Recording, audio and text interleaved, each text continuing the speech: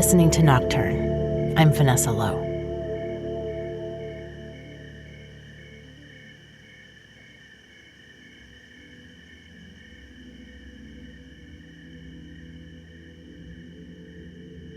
It's summer here in Northern California, and for me, that usually involves being outside in nature and, as much as possible, gathering around a fire in the still night with friends and family.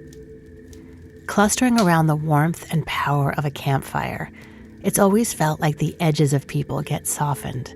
We speak and listen to each other differently.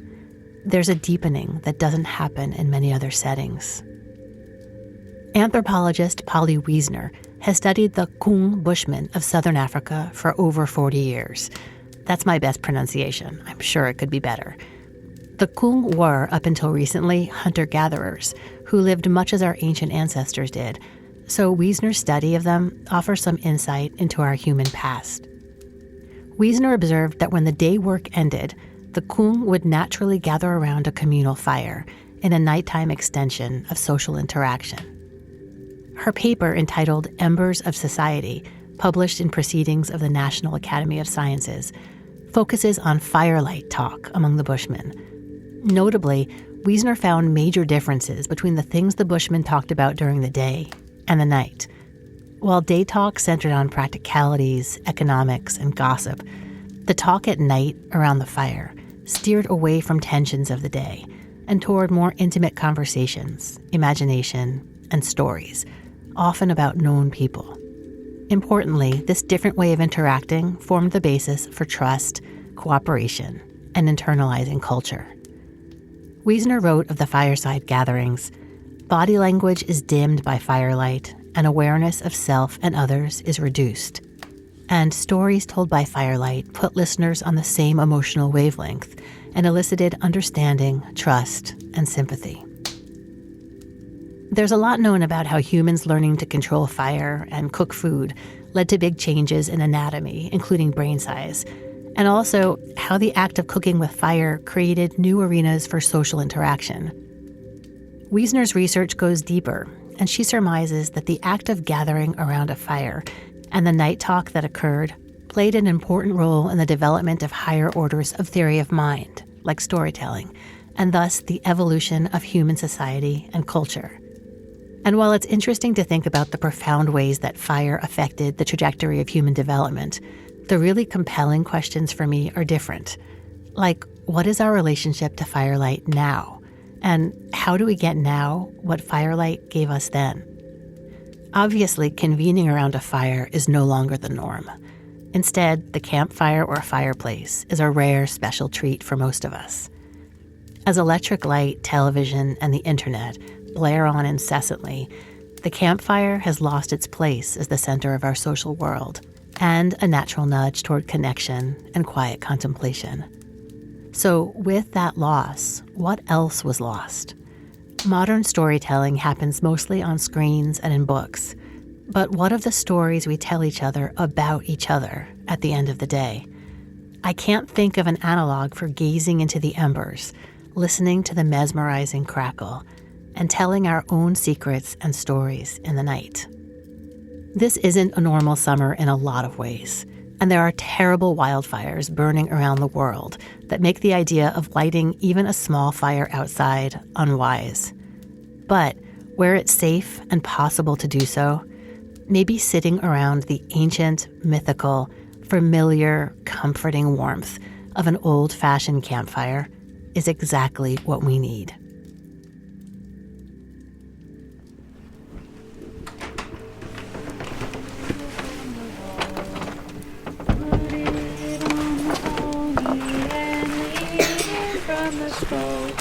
Tie my bones to his back, point our faces to the west, and we'll ride the prairie that we love the best. Ride around, little doggies, ride round and slow, for the fire and snuffy.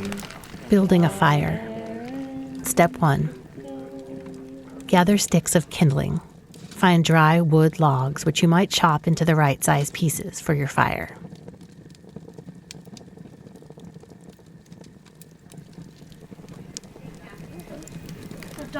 That was dog nice. is right beneath Can I ask you guys a question? Yeah. About Now campfire. it's right there. Yeah. The dog Kinda wanna is get getting people's impression of the dangerously campfire. close to the fire. So, what are the ingredients? The dog is getting dangerously close to the fire. That's fine. That's the dog's responsibility.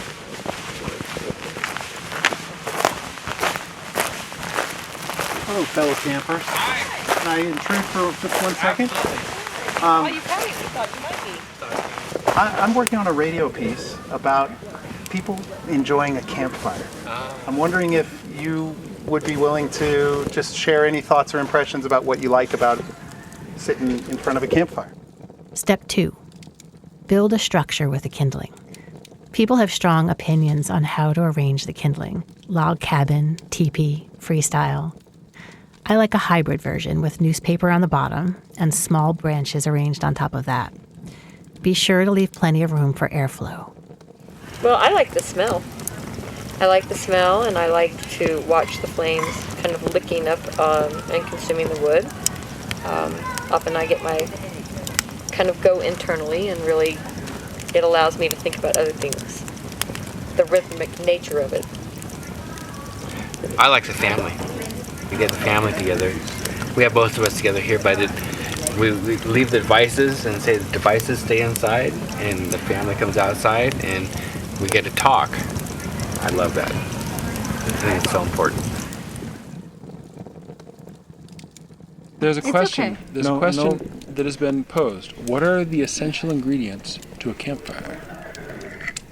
A small dog, marshmallows, And a chicken nugget.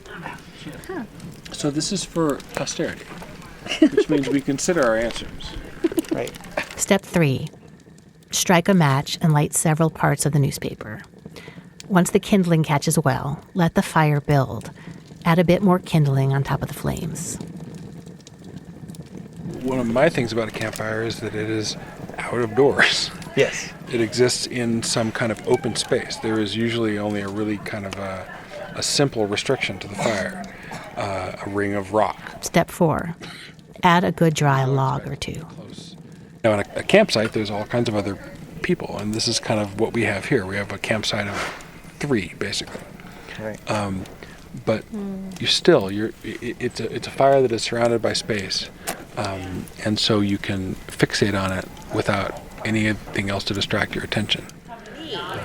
I get very drawn into watching the textures change and watching the embers as they dance inside the deepest part of the fire. Step 5. Gaze into the flames as they change shape and color and size. Let yourself settle into yourself and the night as the wood burns and becomes red-hot coals that move and glow and undulate in the darkness, leading you into a realm of warmth and peace and crackling mystery.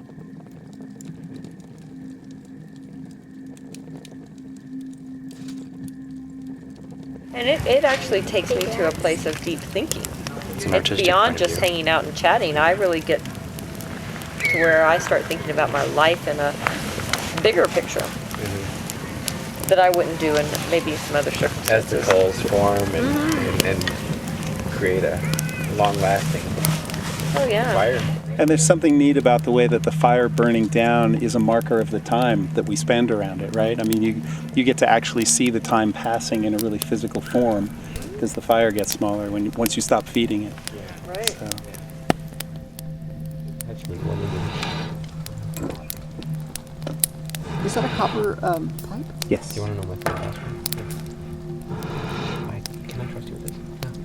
So you give me yours. It's possible.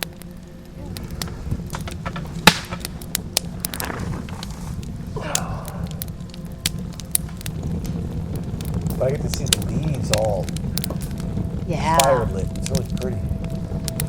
Oh yeah, It's like a painting with it. underside. Yeah.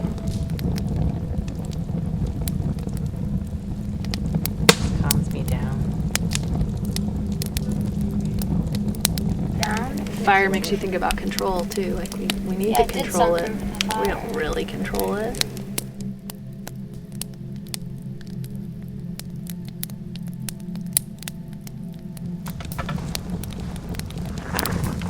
Oh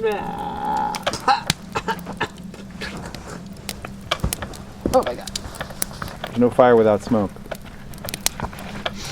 No gain without pain. I have so far evaded the smoke.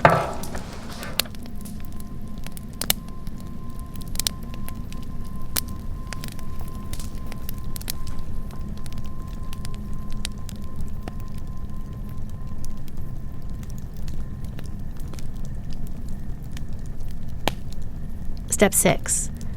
From time to time, use a long, sturdy stick to arrange the wood in the fire, regardless of whether this is truly necessary.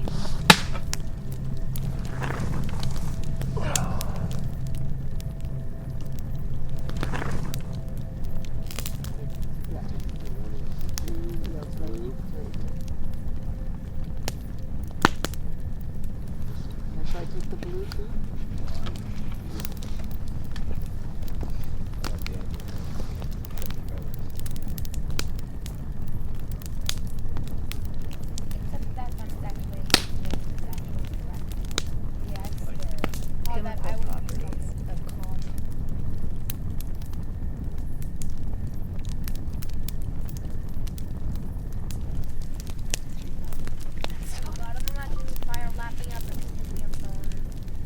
I think there's something contemplative and very primal for us as human beings about gathering around a fire and telling stories to each other. I think it's something that we've invented new ways of doing with television and movies and whatever, but that really this is the beginning of that we tell stories around the campfire. And My friend, that's what I was going to say. Riley was just telling us about the Latah Indian tribe in Spokane and about the history of Hangman Valley and the hanging of many Indians. And we thought, wow, we're sitting here learning about this from his history course. But it's taking us State. into other directions. But we learn about politics and so forth from that, and segregation, desegregation, many things we've discussed here tonight about what it's like to be an American. Way back in prehistory, humans would gather around their fire, and as soon as we had developed language, it became very common to tell stories around a fire with the darkness at your back. Yeah. And that's something I think that connects to people, telling stories around a campfire, and kind of this sense of banding together and imagining something, keeping yourself warm and comfortable by looking into the fire. I really enjoy staring into the fire at the deep part of the coals where it is like an experimental film down in there. Nobody gathers around a streetlight. Yeah. So, and as you all know, we love Burning Man and it's Burning Man season.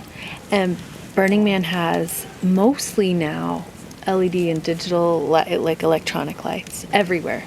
But there's also fire.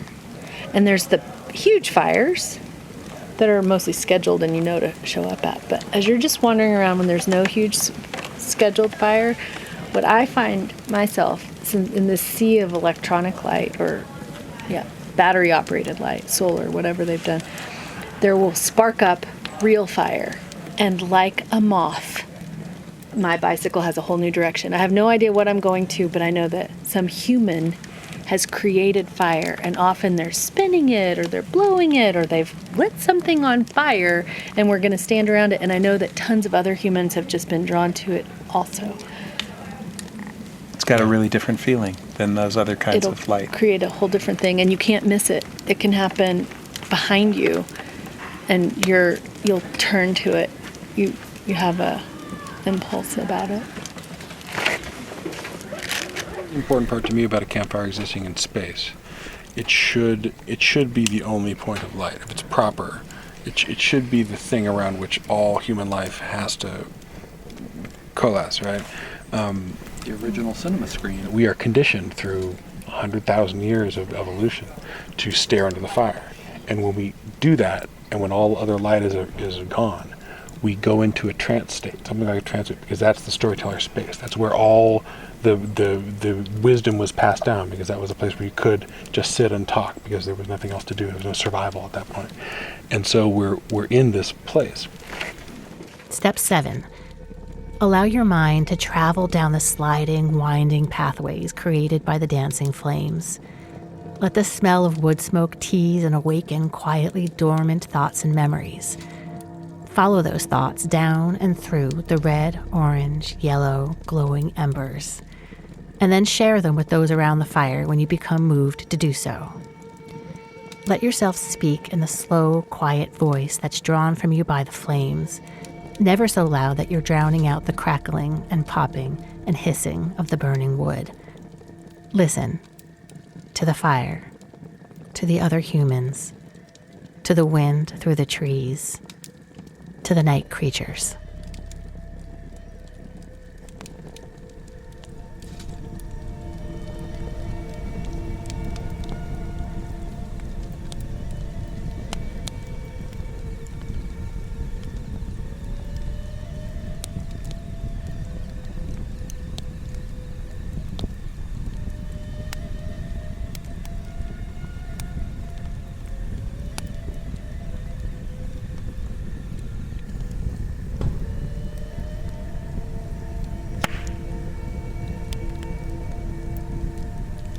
And there is a sort of a wonderful grace, a wonderful repose in looking into a fire. You could do it forever.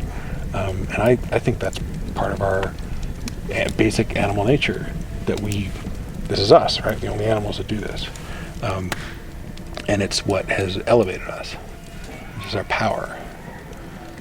It's pretty cool. Finn and I have been reading the Jungle Book, and how this is the red flower, and man is the only creature that knows how to harvest the red flower, and it really is an important distinction between us and every other animal. And the hypnotic state you were talking about entering, but also just there's some real sense of power and security in the middle of a dark night to be able to make this with your group of fellow humans and be able to gain the warmth of it and the light of it and know, we know how to make that again tomorrow night. Well, and it's scaring off other beings, so it's protecting us. I was going to say, none of us have ever probably had the experience of having a predator flee from fire. But I think we know that, in fact, there's no other animal on the planet that walks into that. She's not barking, but she sure is upset about something. Honey, it's okay. It's okay. I can't sit here. Everything's fine. Is there a critter over there? I keep hearing something. Most likely wood rats. Yeah. Fox. Working on there. Could be the fox, although I don't know how active the fox is at night. The deer would be bedded down by now. Could be a coyote. Ooh. Yeah. Unlikely. I'm afraid of coyotes. It's really cool to see. Look at this mist. I just felt one drop on my There are also a lot of mythologies where things emerge from fires. It's a gift from the gods that we should never have had. Right, yes. That they're like Hetty was listening to some Harry Potter book on tape the other day, and one of the characters appears in the fire. Well, and I think that it's something that we can't easily comprehend. So it must come from some other place. So of course it would be a portal from some other place. I mean, you can explain why fire happens, but you can't understand fire for the most part. Most of us can't really, or we don't choose to. Because it's pretty magical alchemy in the first place. And so it has, you can see why it took however long it took to get there.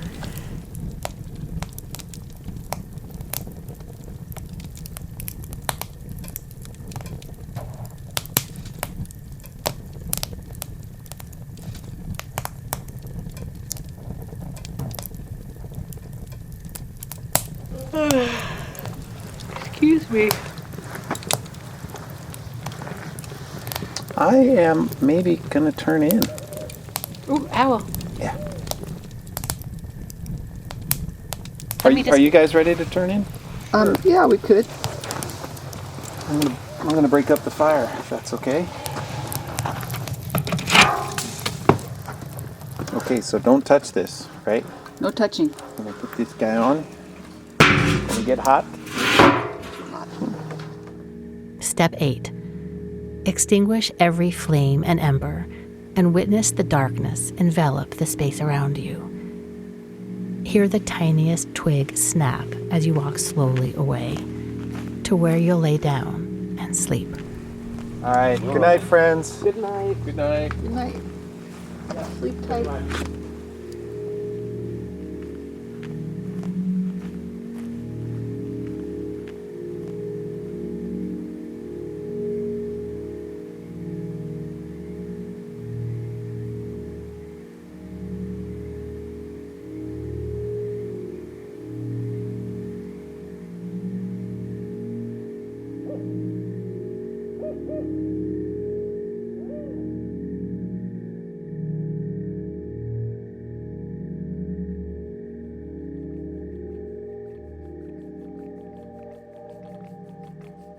You've been listening to Nocturne. I'm Vanessa Lowe. Nocturne is produced by me and was created by myself and Kent Sparling, who also composed the theme music.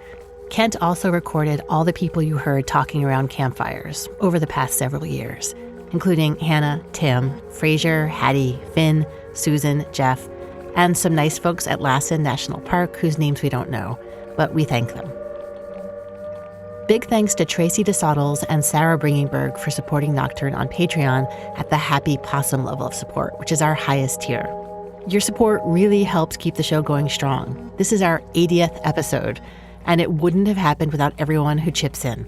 If you'd like to help Nocturne, which would be wonderful, you can go to nocturnepodcast.org/support to find out how, or go directly to patreon.com/nocturnepodcast. There are some amazing stories coming up, and I can't wait to share them with you. Till next time, thanks for listening.